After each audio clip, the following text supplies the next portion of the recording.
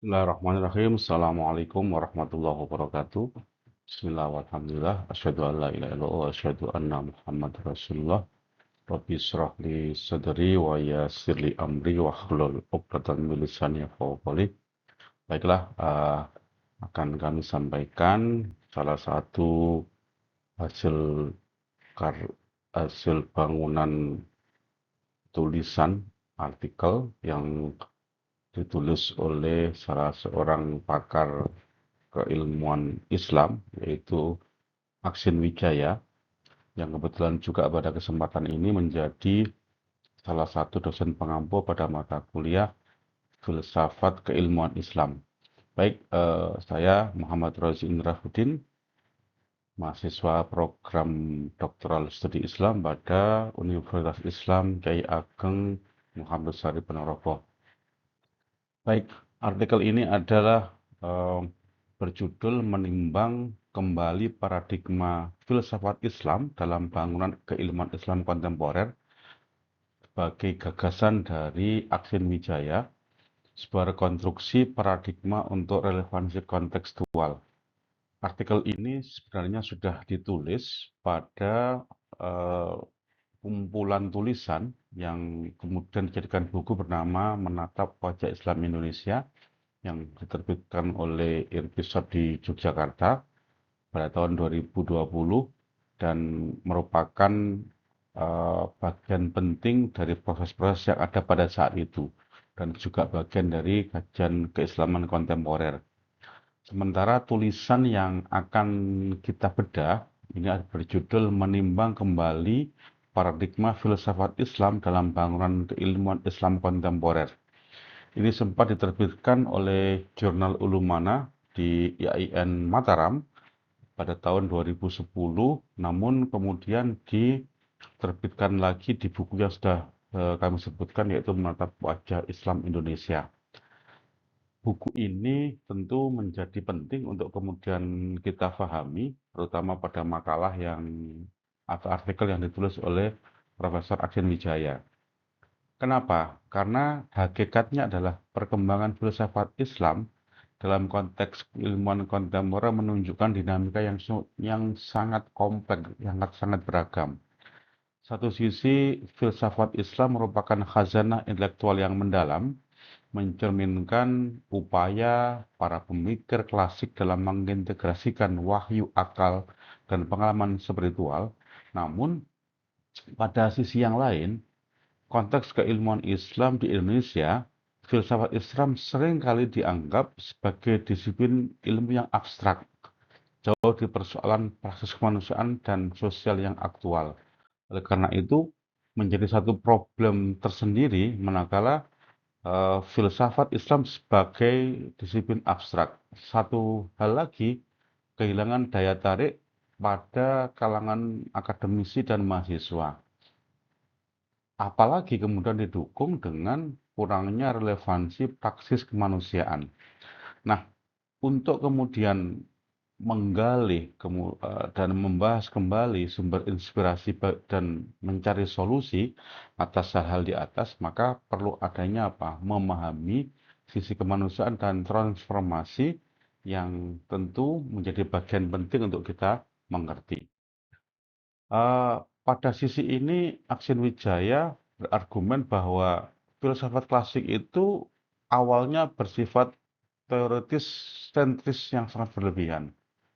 Dan kedua, dia sangat minim humanis, jauh dari realitas sosial, abai pada sisi kemanusiaan, dan kurang relevan untuk nilai-nilai kemanusiaan yang ada hari ini. Sementara adanya pergeseran urgensi paradigma ini menjadi sesuatu yang meredefinisikan kembali struktur filsafat. Maka dibutuhkan satu dekonstruksi dan diredefinisi struktur agar lebih aplikabel dan praktis untuk menjawab isu-isu kemanusiaan kontemporer. Kegelisahan akademik Aksin lebih dalam terwujud pada sisi bahwa adanya kekhawatiran terhadap stagnasi, resistensi, dan irrelevansi. Karena bagaimanapun diakui atau tidak, perkembangan filsafat Islam sangat suram, baik sisi historis, kemudian sisi dogmatis dan stagnan.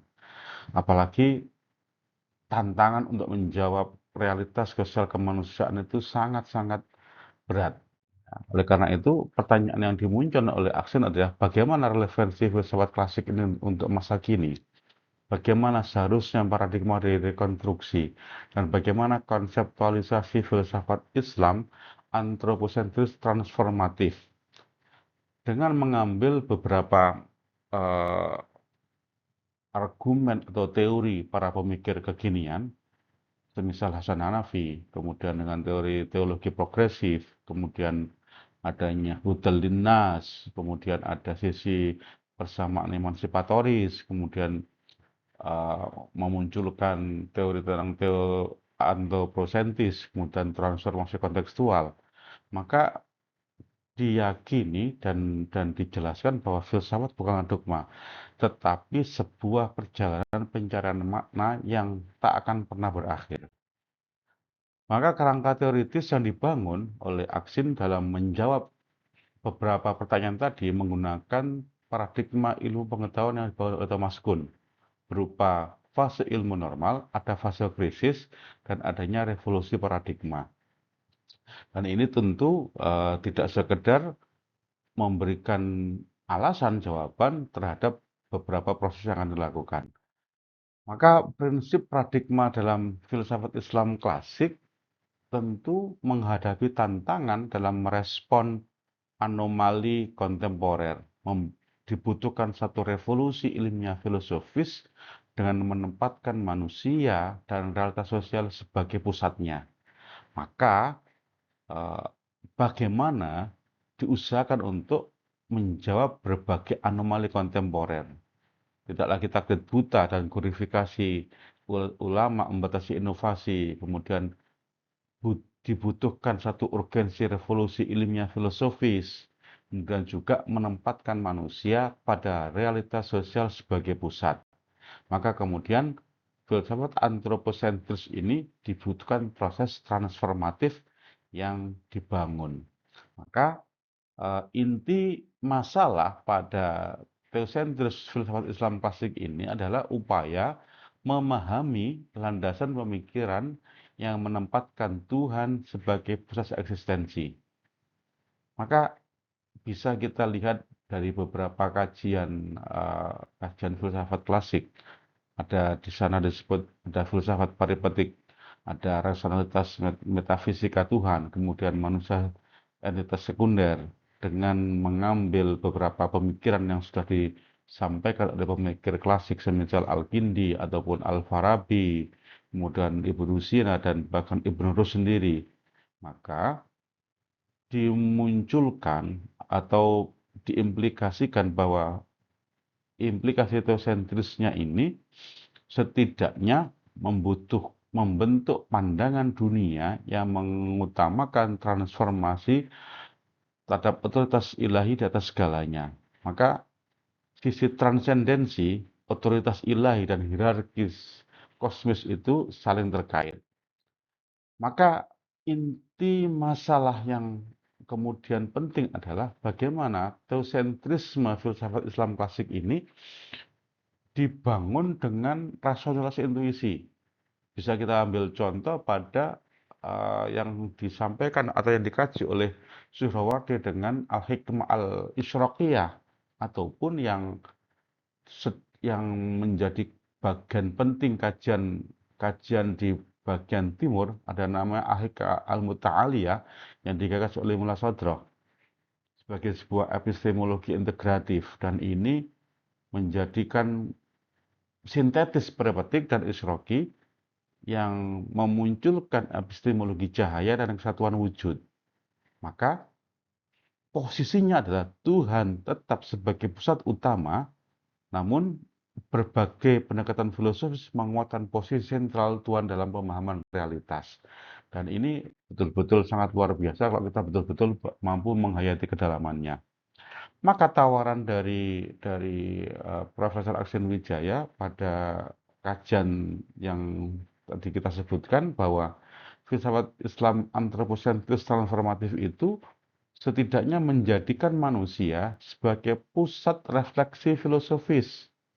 Yang kemudian, yang kedua, adanya orientasi tujuan pada praktis sosial. Dan yang ketiga, membesarkan akar spiritualitas Islam. Karena bagaimanapun, kita tidak bisa melepaskan diri dari nilai-nilai Islam fundamental. Namun di sana ada satu nilai integrasi rasionalitas dengan kearifan ilahiyah, sehingga memperkaya praktis sosial dengan dimensi spiritual. Maka hakikat pergeseran ini muncul sebagai bentuk bahwa filsafat Islam progresif ala Aksin Wijaya ini menggeser fokus yang awalnya teosentris, aksiologis klasik ke paradigma antroposentris transformatif, berorientasi pada manusia dan perubahan sosial yang relevan. Dan sintetis dari pemikiran Aksin Wijaya ini dapat kita lihat pada rasionalitas yang digunakan atau yang dipakai oleh Ibn Rus dengan adanya apa? Secara empiris memunculkan bukti observasi. Secara praktis ada pengetahuan terapan. Begitu juga dengan yang dimunculkan oleh spiritualitas Suhrawardi dengan al-hikmah al-isyraqiyah tadi. Adanya intuisi penyingkapan batin, mistik pencarian spiritual.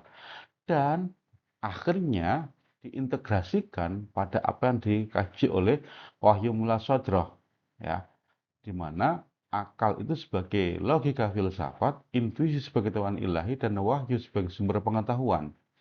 Maka pada sisi ini ada pembentukan paradigma rasional spiritual humanistik sehingga menyinergikan antara akal, hati, dan wahyu dengan tujuan pemahaman Islam komprehensif sehingga salah satu tujuan adalah mengangkat harkat martabat kemanusiaan.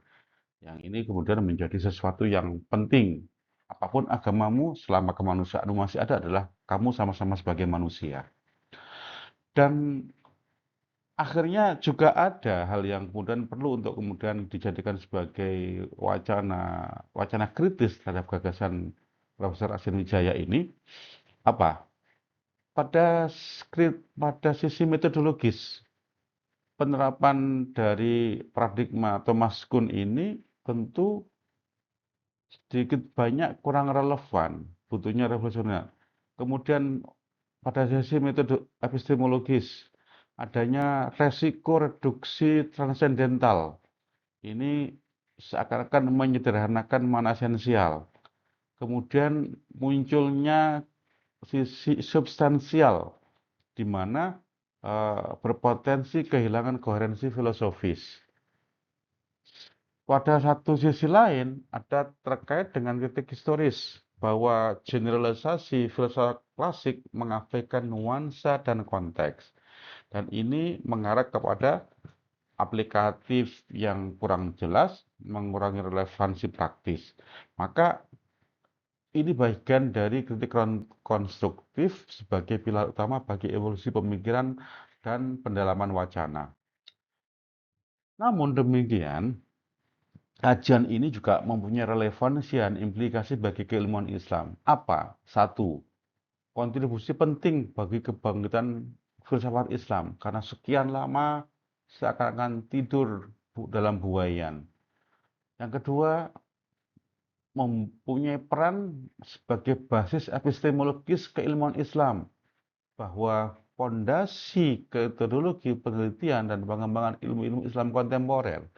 Yang ketiga, ada kesesuaian antara paradigma integratif dan interkonektif. Dan yang keempat, adanya etika transformatif dan jembatan dialog, di mana dengan jembatan dialog ini adalah upaya membangun nilai-nilai universal dengan adanya dialog kebudayaan.